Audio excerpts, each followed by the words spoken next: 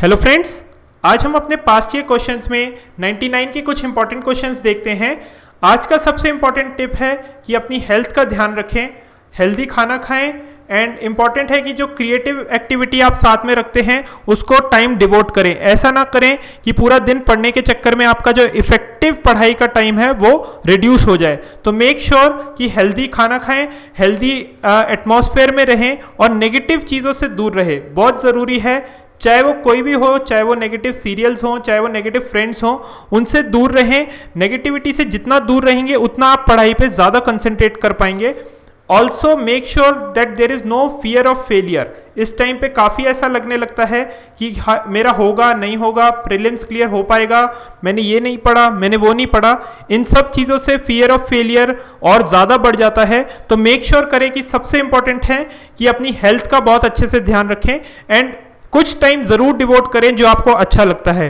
Don't feel guilty कि मेरे को इसमें मेरा टाइम ज़्यादा लग गया, बट मेक श्योर कि उसको लिमिट करें। Let's say half an hour 1 hour daily आप उस पर टाइम डिवोट करें, जिससे आपका हेल्थ भी इंप्रूव हो एंड आपका माइंड भी फ्रेश हो, जिससे आप पढ़ाई पे और ज़्यादा ध्यान दे सकें। ठीक है, तो आइए कुछ क्वेश्चंस देखते हैं।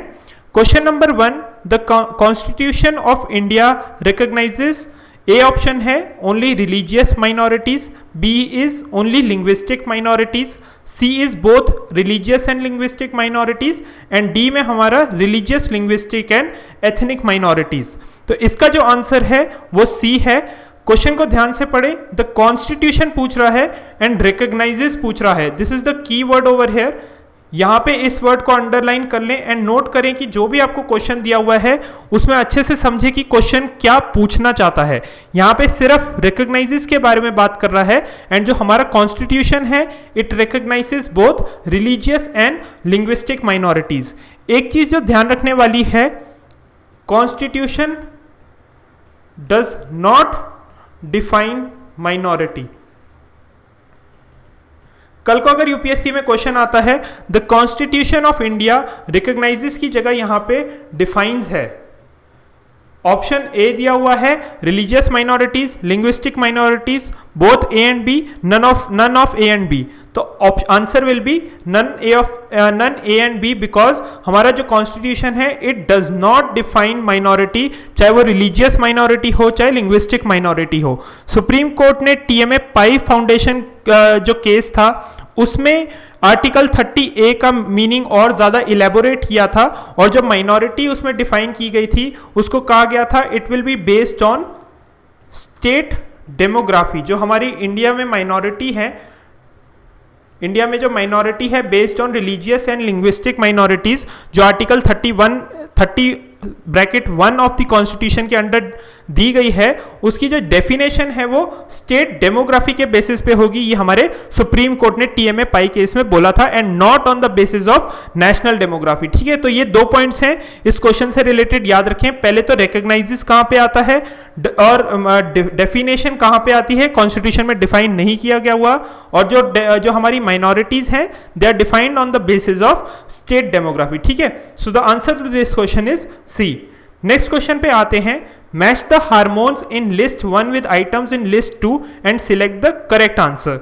सबसे पहला जो हमारा दिया हुआ है वो है एड्रेनालिन।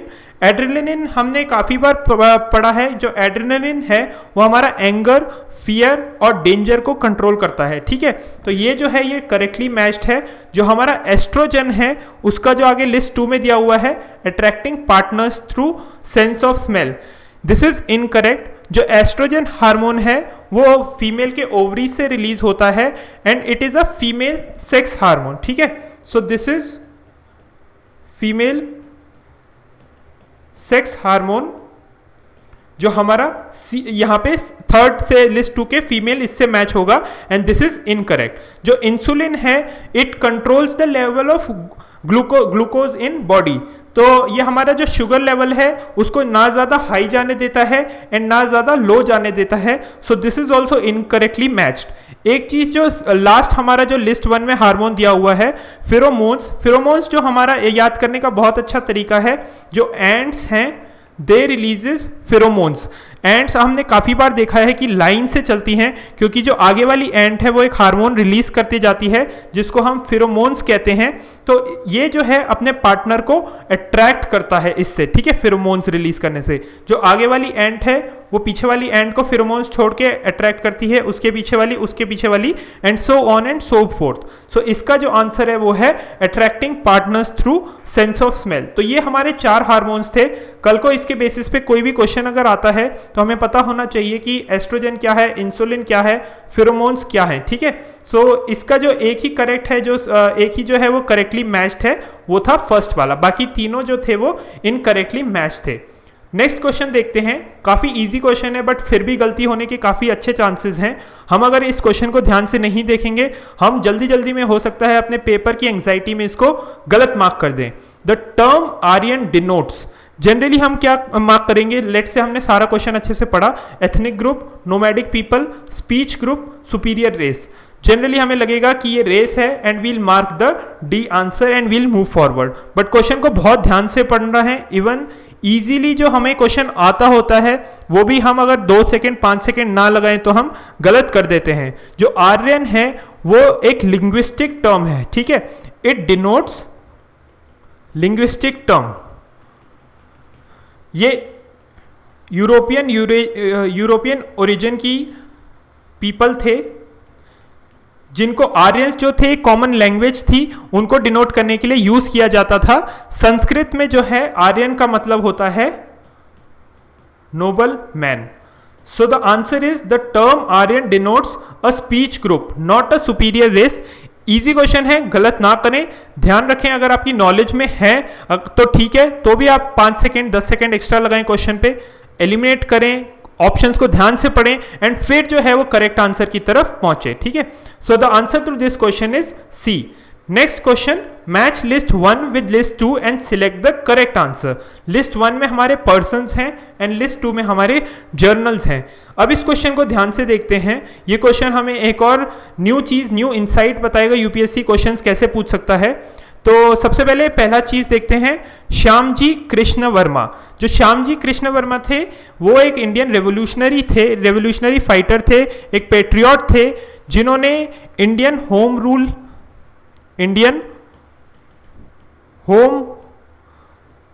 रूल सोसाइटी फॉर्म की थी, ठीक है, not home rule league but Indian home rule society form की थी लंदन में।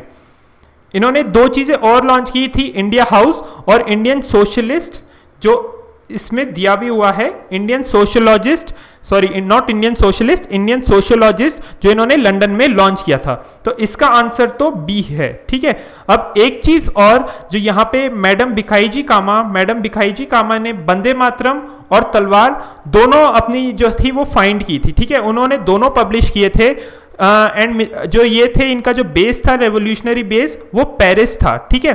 सो इट इज इंपॉर्टेंट कि हमें आगे अगर दोनों चीजें, हमें लगता है कि वंदे मातरम भी इन्होंने लॉन्च की, तलवार भी इन्होंने पब्लिश की जर्नल, तो कौन सा आंसर होना चाहिए। तो लेट से हमें 1 आता है कि 1 का तो 2 है डेफिनेटली। अब ये दोनों तो एलिमिनेट हो गए, तो सेकंड का जो है वो 3 होगा ही होगा, ठीक है, क्योंकि दोनों में ऑप्शंस 2 एंड 3 दिए हुए हैं, तो सेकंड जो है हमारा 2 एंड 3 होगा ही होगा। अब कभी कभी हमें क्या होता है कि हमें लगता है कि इसका तो वंदे मातरम मुझे अच्छे से याद है, ठीक है, भिखाई जी कामा का वंदे मातरम मुझे अच्छे से याद है एंड 2 का 1 होना ही चाहिए एंड यहाँ पे नहीं है, 2 का 1 कहीं पे भी नहीं है, तो हमारी मेमोरी जो है हमारा साथ नहीं देती। It's better to skip this question, okay.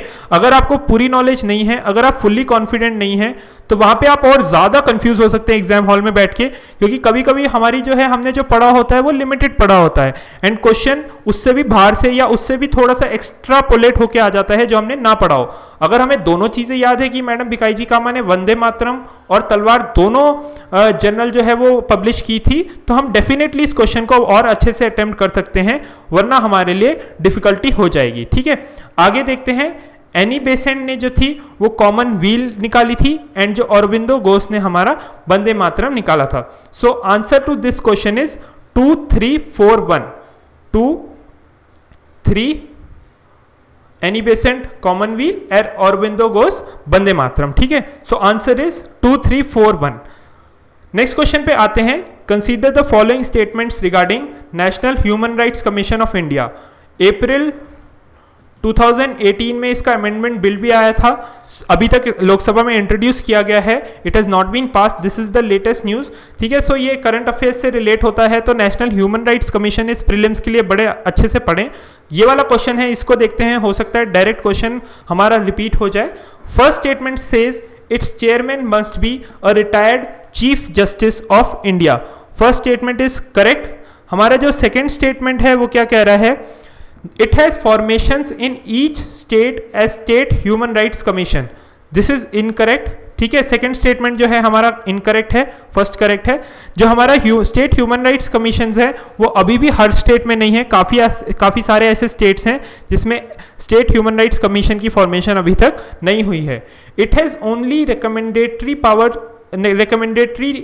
Powers in nature, ठीक है, its powers are only recommendatory in nature, बिल्कुल ठीक। जो इनकी पावर्स है, सबसे ज़्यादा जो प्रॉब्लम है सुप्रीम कोर्ट ने भी काफ़ी बार पॉइंट आउट किया है that it is a toothless tiger, क्योंकि इनकी जो पावर्स हैं they are only recommendatory in nature, ठीक है।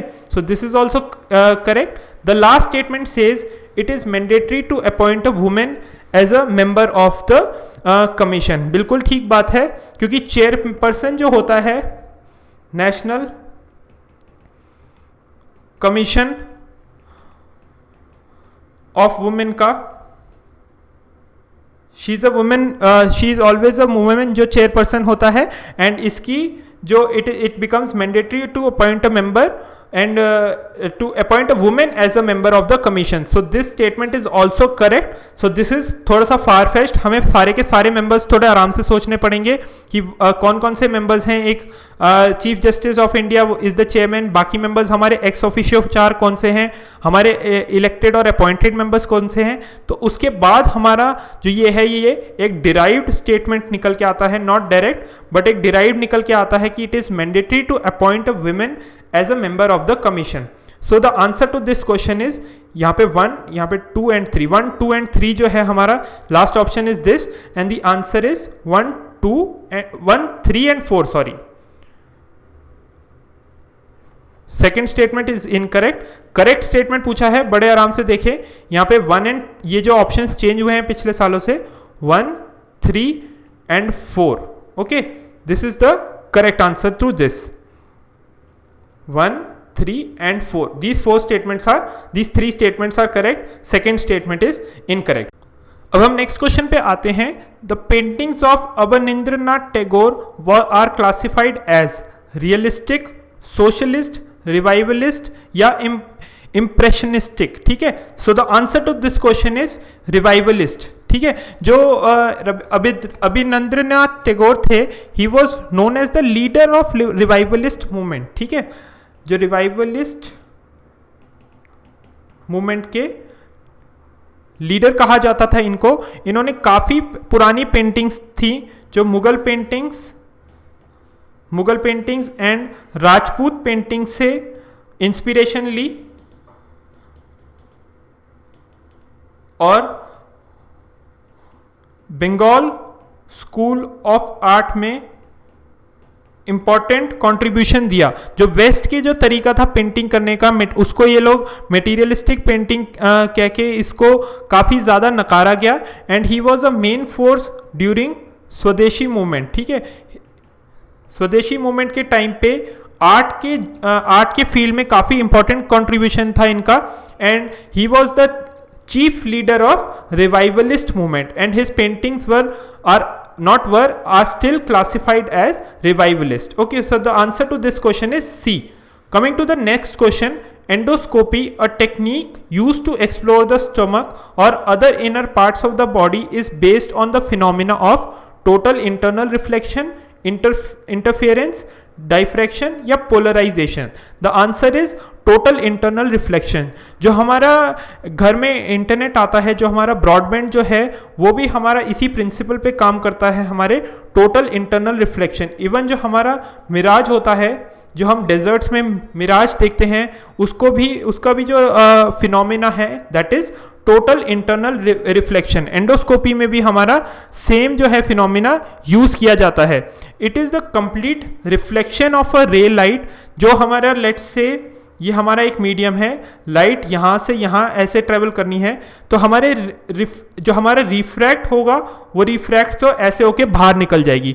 बट जो हमारा टोटल इंटरनल रिफ्लेक्शन में क्या होता है, जो हमारा मीडियम है, ज़्यादा डेप्थ में जाने की ज़रूरत नहीं है, बट ये मीडियम 1 और ये मीडियम 2, सॉरी ये मीडियम 1 एंड ये मीडियम 2, इन दोनों के डिफरेंट डेंसिटी होने की वजह से जो हमारा एंगल ऑफ इंसिडेंट्स है यहाँ पे, it increases more than the critical angle. ठीक है, इस एंगल से इंक्रीज होने के बाद इंस्टेड ऑफ गोइंग हेयर, ये जो रे है, ये जो ऐसे आ रही है, ये रे यहाँ पे आ जाती है, यहाँ नहीं जाती। तो इससे क्या होता है, जैसे हमारा जो ब्रॉडबैंड के अंदर जो डेटा है, ब्रॉडबैंड की ये लेट्स से ये वायर है, इसको हम वायर कंसिडर करते हैं, ये जो हमारी वायर है, ये जो हमारा डेटा है वो ऐसे यहाँ ट्रेवल करता है and it is very fast.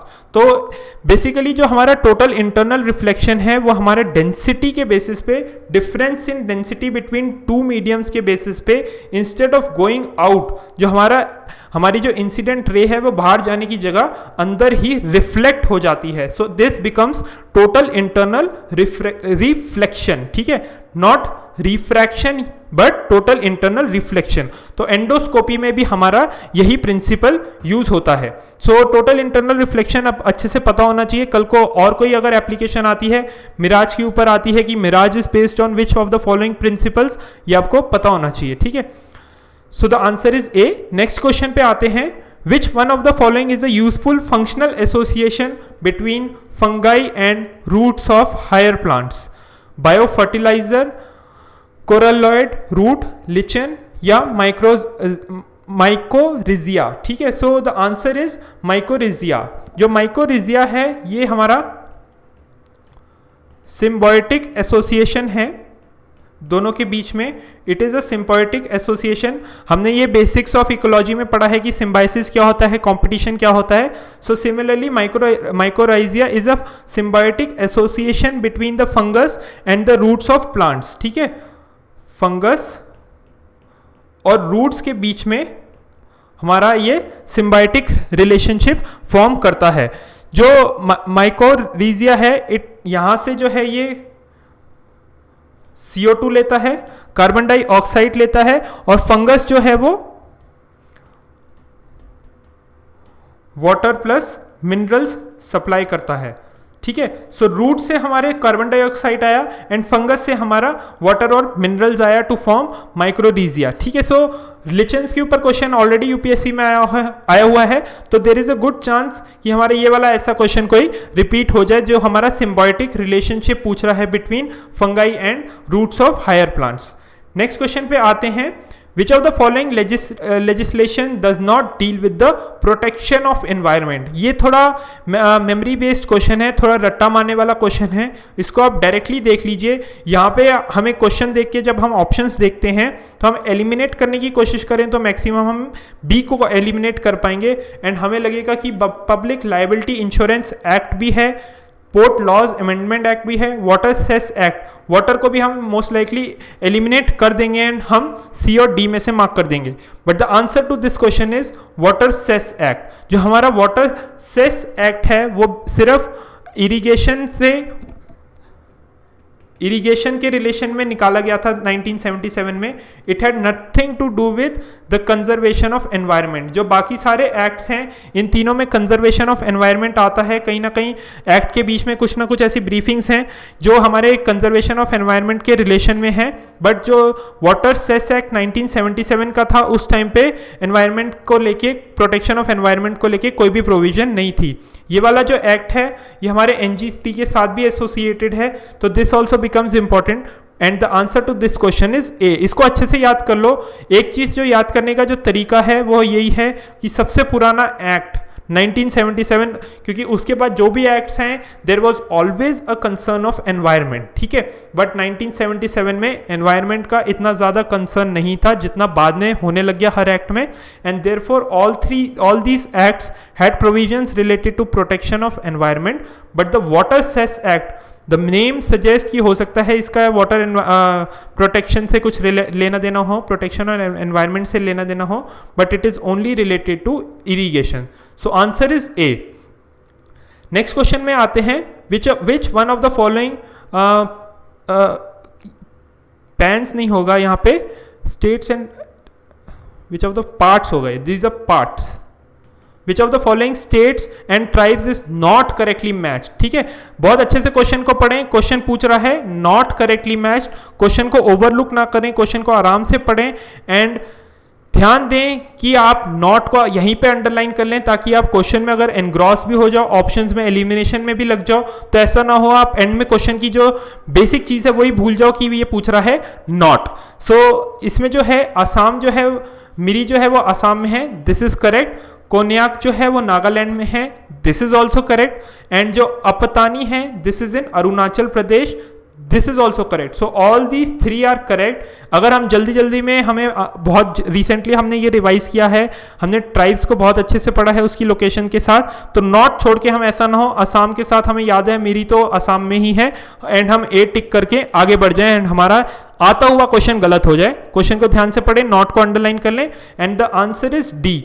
जो मध्य प्रदेश में ये कह रहा है, क्वेश्चन कह रहा है लंबाडा, दिस इज इनकरेक्ट। लंबाडा जो है हमारा वो राजस्थान में है, इसको याद कर लें। अगर हमें नहीं भी आता, एटलीस्ट ये 4 ट्राइब्स हमें याद होनी चाहिए because these become very important, because UPSC ने ऑलरेडी पूछा हुआ है एंड दे एक्सपेक्ट कि हम प्रीवियस ईयर क्वेश्चंस में ऐसे अगर कुछ पूछे तो काफी सारे स्टूडेंट्स को पता होना चाहिए। तो Miri is in Assam, Konyak is in Nagaland, Apatani is in Arunachal Pradesh and Lambada is in Rajasthan. ठीक है, so the answer to this question is D.